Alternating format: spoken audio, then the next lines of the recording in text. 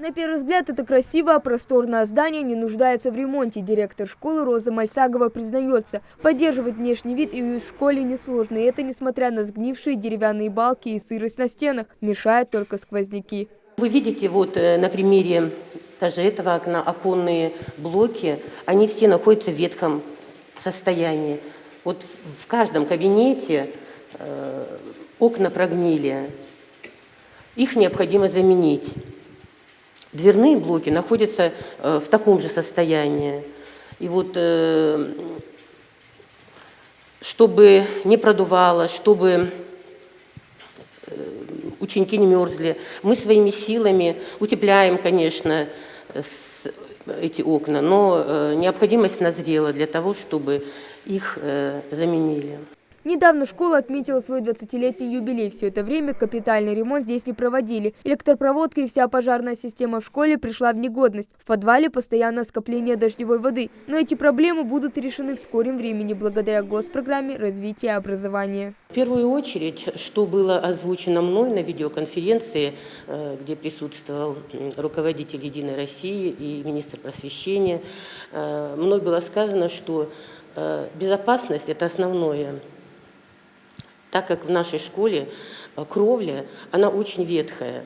Вот после сильных дождей, там, урагана, вихрей буквально сносит крышу.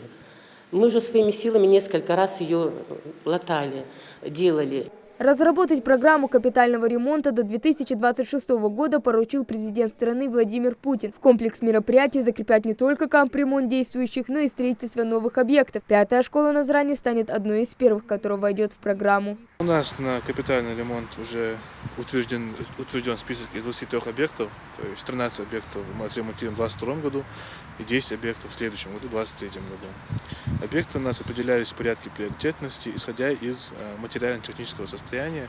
Кроме того, нужно отметить, что основополагающим условием при выборе объектов было его нахождение в официальной отчетности ООО-2. Вот. Это было условие Минпросвещения России. И первоначально нами были подан список из 50 объектов и утвержден список из 23 объектов. Но у нас программа по капремонту рассчитана до 2026 года. Соответственно, в 2023 году при объявлении конкурсного отбора Минпросвещения России мы уже будем подавать оставшиеся объекты и постараемся полностью эту проблему устранить. В первоочередный план модернизации вошли школы в Назрановском, Сунжемском и Алгобекском районах. 7-я Назрановская школа построена в 1988-м. Последний капремонт здесь проводили в 2010-м. Есть проблемы с пристройкой, отведенной в свое время под пищеблок. Здесь появились большие трещины, вышла из строя и отопительная система. У нас проблема в том, что первый этаж, он отапливается очень хорошо. Слишком жарко бывает в кабинетах. А на втором этаже, наоборот, бывает очень холодно. И поэтому надо менять всю систему, приводить ее в соответствие. Проведение капитального ремонта, я думаю, обеспечит не только безопасность учебно-воспитательного процесса, но и повысит качество образования. Начать работы здесь планируют летом, пока же обсуждают все нюансы. Реализацией программы занимается региональный Минстрой. Соглашение уже подписано, денежные средства на эти виды работ уже выделены. Это около 1 миллиарда 500 миллионов рублей.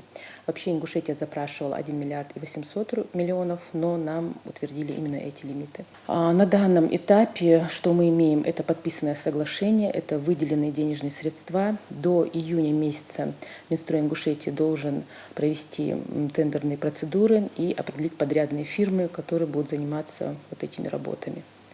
Мы рассчитываем до начала учебного года завершить эти ремонтные работы. Но говорить с уверенностью нельзя, успеем мы или нет.